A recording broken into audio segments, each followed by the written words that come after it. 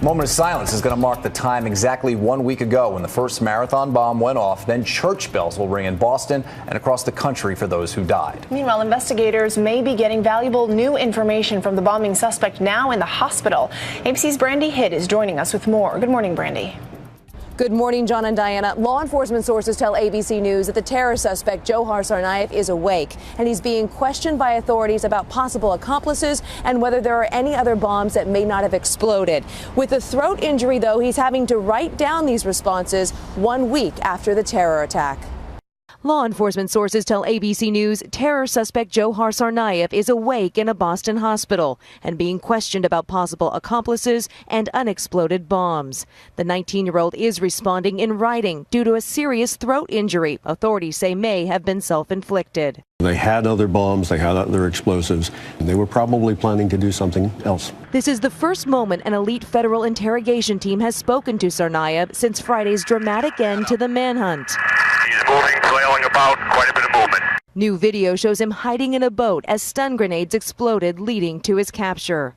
Tsarnaev's older brother Tamerlan was killed in another police shootout, and investigators are looking into his recent trip to a region of Russia that has become a hotbed of militant Islamic activity. He brainwashed his younger brother, and from there, what happened on Marathon Day.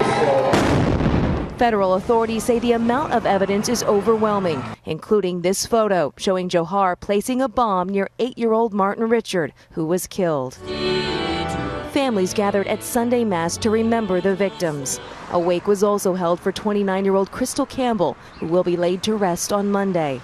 And more than 50 people remain hospitalized. God had angels watching me that day. At Mass General, Caitlin Cates credits her friend Leo Fonseca for saving her life and carrying her to safety. Now, charges haven't been filed yet, but will likely include a weapon of mass destruction charge, which does carry the weight of the death penalty, John and Diana. All right, Brandy Hitt in Boston, thank you. And as the investigation moves forward, there are some serious questions coming from Capitol Hill. In a letter sent to the FBI yesterday, the chairman of the House Homeland Security Committee suggests an intelligence failure when it comes to the older brother, Tamerlan Tsarnaev. He's questioning why the Bureau failed to keep him on its radar after questioning him about possible terror ties 2 years ago. I give them the benefit of the doubt, but he was on the radar screen.